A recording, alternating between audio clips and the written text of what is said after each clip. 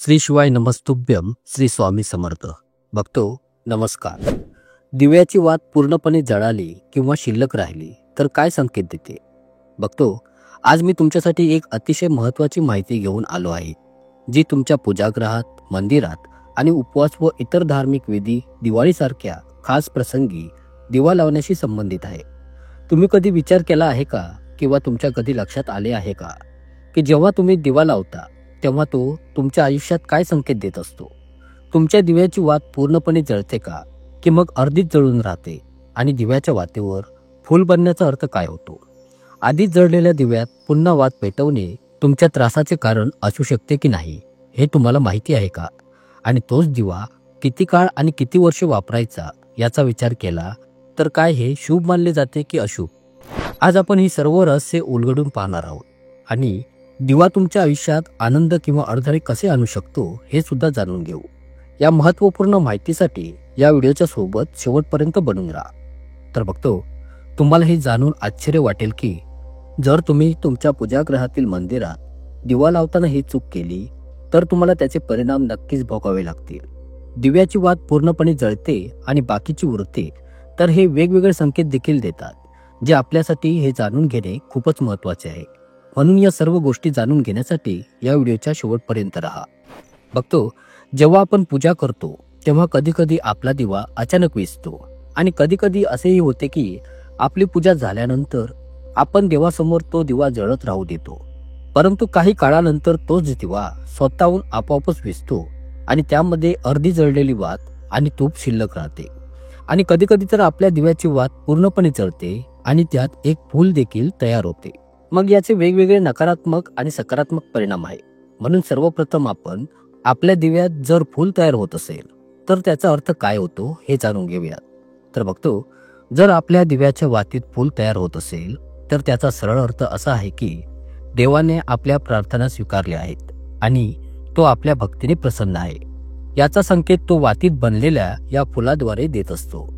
जर तुमच्या घरात दैविक शक्ती अस्तित्वात असतील आणि जर तुमच्यासोबत त्यांनीही देवाच्या पूजेवर लक्ष केंद्रित केले असेल तर तुमच्या दिव्याच्या वातीत एकापेक्षा जास्त फुले तयार होतात. आणि त्याचसोबत कधीकधी कोणत्याही देवाचे किंवा देवीचे रूप देखील तुम्हाला दिसू लागते. तर मग जर तुमच्या दिव्याच्या वातीत एखादे फूल तयार होत असेल तर तुम्ही खरोखरच खूपच भाग्यवान आहात.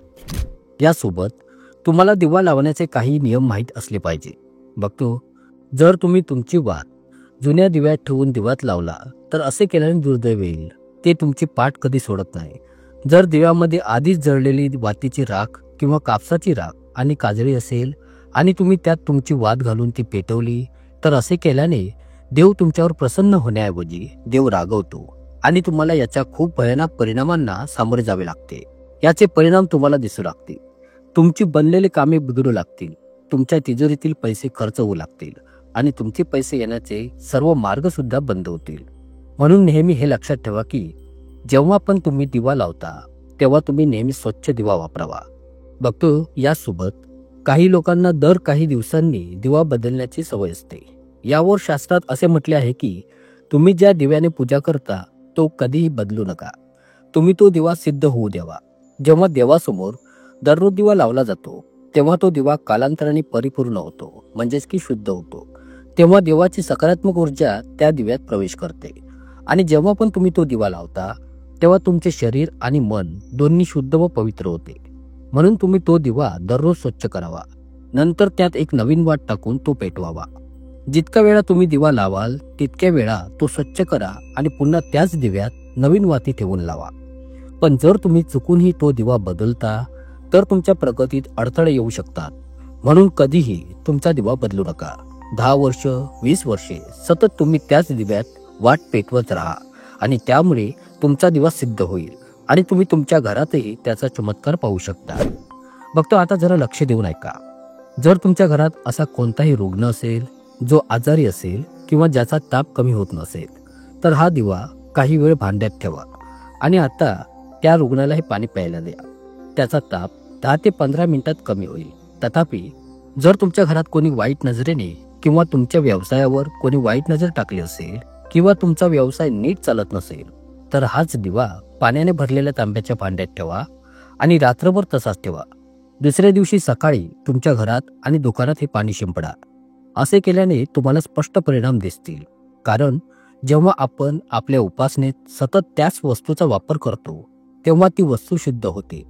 देवाची जी ऊर्जा असते ती त्या वस्तूमध्ये विलीन होते. म्हणून कधी आपल्या मंदिराचा दिवा वारंवार बदलण्याची चूक करू नका. बघतो, जर तुमच्या मंदिरातील दिवा तुटला किंवा खराब झाला अथवा खंडित होतो तर तुम्ही तो दिवा बदलू शकता, पण तरीही तो दिवा फेकून देऊ नका. तर तो तुमच्या घरात सांभाळून सुरक्षित ठेवा. कारण तो देवाच्या सकारात्मक ऊर्जेच्या संपत्तीचा भंडार आहे. आणि तिथेच आता मी तुम्हाला हे देखील सांगतोय की जर तुमच्या दिव्याची वात पूर्णपणे जळली नाही आणि तूप तुमच्या दिव्यात राहिले तर याचा काय संकेत होतो. तर पहा बघतो, खूप साऱ्या भक्तांचा मला असा वारंवार प्रश्न येतोय की सर, बऱ्याच वेळा असे घडले आहे की जेव्हा आम्ही पूजा करतो तेव्हा पूजेच्या दिव्याची जी वात असते ती पूर्ण जळून जाते आणि तिचे राख बनून जाते. तर हे पाहून आमच्या मनात कळत नकळत एक कायमच भ्रम उत्पन्न होतो. याचे काय कारण आहे? काय हे शुभ असते किंवा मग अशुभ असते, किंवा मग याचे काय संकेत असतात आमच्या जीवनामध्ये? आणि हाच प्रश्न खूपच उत्तम प्रश्न आहे बघतो. आजच्या या व्हिडिओमध्ये मी या विषयाच्या संबंधित तुम्हाला पूर्ण पाठ सांगत जात आहे. तर पहा बघतो, जेव्हा तुम्ही भक्तगण आपली नियमित पूजा करता तेव्हा आपल्या पूजापाठमध्ये दिव्याचे अत्यंत महत्त्व आहे. कोणतीही पूजा, कोणत्याही वेळची पूजा, कोणत्याही इष्टदेवतेची किंवा कोणतेही अनुष्ठान बिना दिव्याशिवाय संपन्न होत नाही. दिव्याला लावणे अत्यंत अनिवार्य आहे. आणि बऱ्याच वेळा होते काय की तुम्ही लोक पाहतच असाल की त्या दिव्यामध्ये फूल बनून जाते आणि ते फूल खूपच महत्त्वपूर्ण असते. आणि हे दिव्याचे फूल या गोष्टीच्याकडे स्पष्टपणे हे संकेत देते की तुमची पूजा तुमची देवता आणि इष्टदेवतेपर्यंत पोहोचत आहे. आणि तुमची देवता, इष्टदेव तुमच्या पूजेने प्रसन्न आहे आणि त्या पूजेला आणि तुमच्या विनंतीला स्वीकार करीत आहे.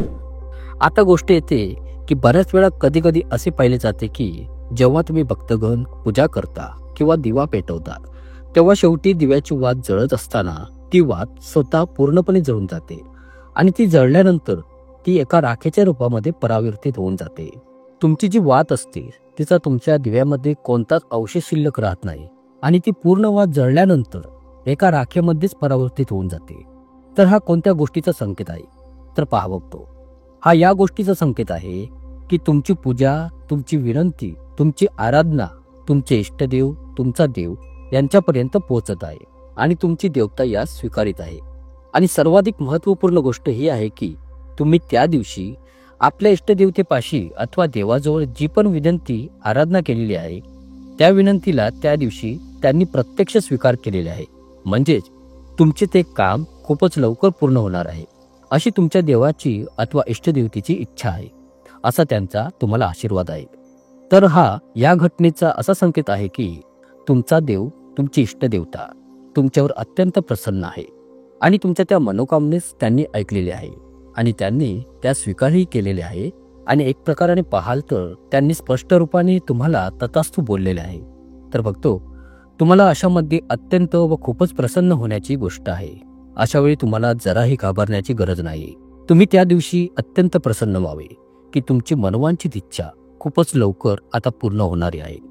हा या घटनेचा स्पष्ट संकेत असतो. माझी तुम्हाला विनंती आहे की कृपया आपली पूजापाठ रोजच्या रोज एका नियमित वेळेवरच करा, जेणे की असे होऊ नये की तुम्ही रोज आपल्या पूजापाठला वेगवेगळ्या वेळेत परावर्तित करत राहाल. कारण की बघतो, तुमच्या त्या नियमित पूजेच्या वेळी तुमच्या इष्टदेवतेची तरंगे हे साक्षात तेथील पूजास्थानी अवतरित होत असतात. तर अशा सकारात्मक ऊर्जेला तुम्हाला तुमच्या त्या योग्य व नियमित वेळेत तुमच्या पूजापाठने प्राप्त करून तुम्हाला घ्यायचे आहे. आणि महत्वाचे बघतो, हे नेहमी लक्षात ठेवा, मन लावून श्रद्धेने मग जर तुम्ही 5 मिनिटेही करा, पण पूजापाठ साधना अवश्यच करा, ज्याने की तुमचे जीवन धन्य होईल. तुम्ही खऱ्या मनाने देवाचे स्मरण केले पाहिजे. जेव्हा जेव्हा तुम्ही दिवा लावता तेव्हा देवाला प्रार्थना करा की तुमच्या सभोवतालची सर्व नकारात्मक ऊर्जा तुमच्यापासून दूर राहावी आणि देवाचे आशीर्वाद तुमच्यावर राहावेत. घरातील अशा नकारात्मक शक्ती टाळण्यासाठी जेव्हा जेव्हा तुम्ही दिवा लावता तेव्हा गंगाजलापासून एक गोल वर्तुळ बनवा आणि त्या वर्तुळात दिवा ठेवा. कारण बघतो, गंगाजल खूप पवित्र मानले जाते आणि त्याला महादेवाचा आशीर्वाद देखील मिळालेला आहे. सर्वप्रथम कोणतीही वाईट शक्ती गंगाजलात प्रवेश करू शकत नाही, म्हणून गंगाजल कधी खराब होत नाही. ते सर्व प्रकारच्या ऊर्जेचे सकारात्मक ऊर्जेत रूपांतर करते. जर तुम्ही गंगाजलापासून बनवलेल्या गोल वर्तुळात दिवा लावला तर तो तुमच्या उपासनेत कोणत्याही शक्तीला अडथळा बनून देणार नाही आणि कोणतीही नकारात्मक शक्ती तुमचा दिवा विझवू शकणार नाही. तुम्ही कोणत्याही अडथळ्यांशिवाय शांतीपूर्ण जीवनाचा आशीर्वाद मिळवून तुम्ही तुमची पूजा पूर्ण करू शकाल आणि दैवी शक्ती देखील तुमच्या आयुष्यात त्यांची कृपा आणि आशीर्वाद ठेवत राहतील. तर बघतो, मला आशा आहे की तुम्हाला आजची माहिती खूपच आवडली असेल आणि तुम्हाला ती आवडलीच पाहिजे. बघतो, जर तुम्हाला हा व्हिडिओ आवडला असेल तर कमेंट्स बॉक्समध्ये आपल्या प्रिय इष्टदेवतेचे गोड नाव टाईप करण्यास मात्र विसरू नका. खूप खूप धन्यवाद.